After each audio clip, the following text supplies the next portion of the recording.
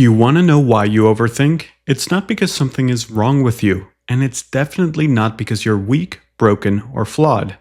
You overthink because your brain is trying to do what it thinks it's supposed to do: protect you.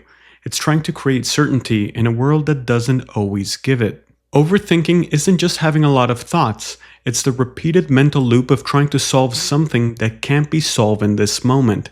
You play out every scenario, you analyze every interaction, you try to predict what could go wrong or right or somewhere in between, and it feels like you're just stuck in a mental maze. You think, if I just think about this enough, I'll figure it out. I'll finally feel calm, but calm never comes. It doesn't even feel like you're choosing to overthink. It feels automatic.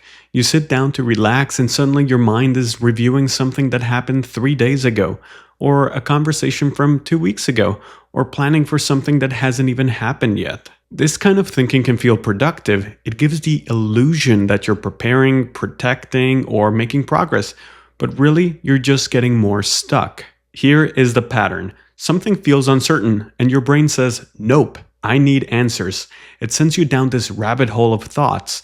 What if I say the wrong thing? What if I take this job and regret it? What if they stop loving me?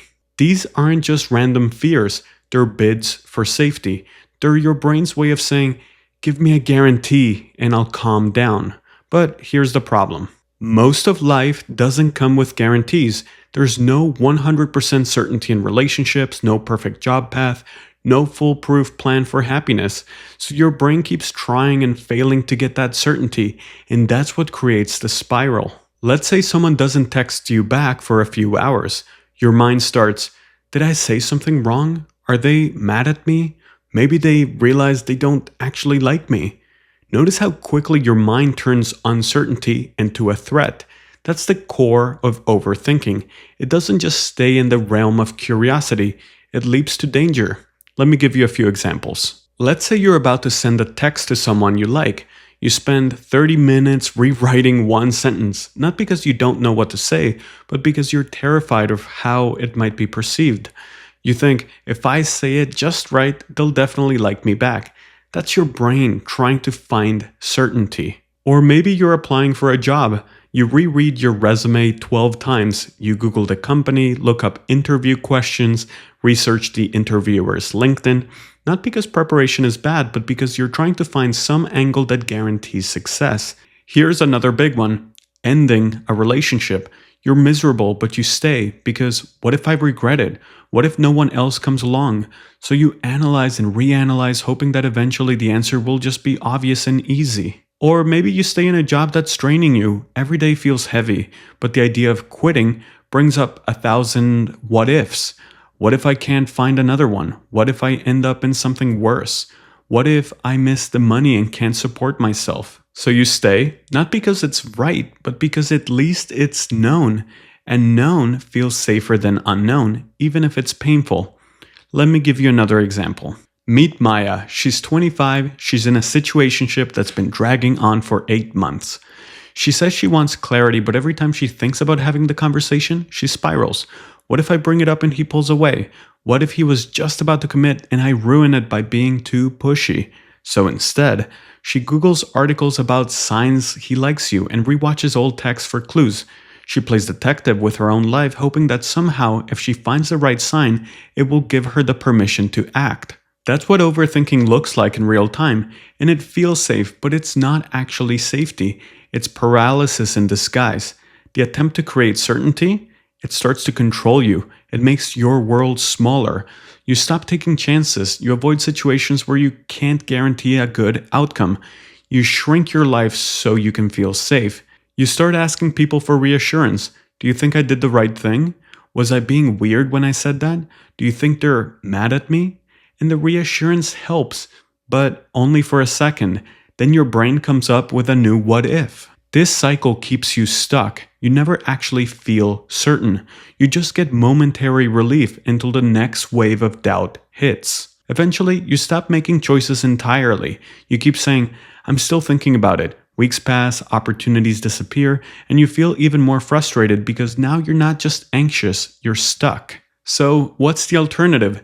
You stop trying to eliminate uncertainty and you start living with it. I'm not saying you have to like it. I'm not saying it will feel good, but accepting that some things can't be known right now, that's what gives you your freedom back. Think of it like this. You're standing at a crossroad in the road.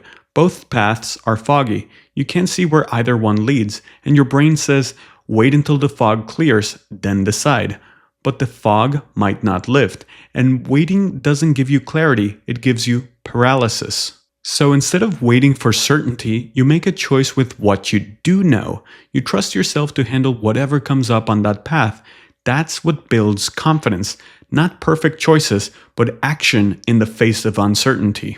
Confidence comes from doing the thing, not from knowing the outcome. This is a skill, by the way.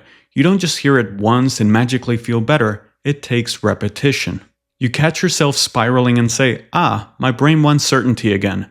You remind yourself, I don't need to have all the answers to take the next step. You resist the urge to Google, to double check, to ask for reassurance, and it will feel uncomfortable. But that discomfort, that's the feeling of growth.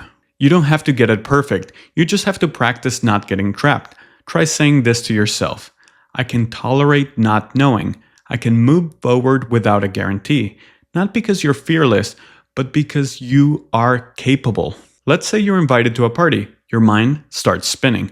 What if I feel awkward? What if I have nothing to say? What if no one talks to me? You could cancel and feel safe. Or you could go, uncertain, nervous, but open to what might happen. And maybe you'll feel a little awkward, maybe not.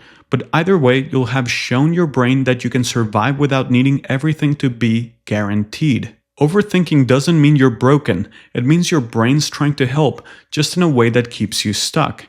You don't have to fight your thoughts.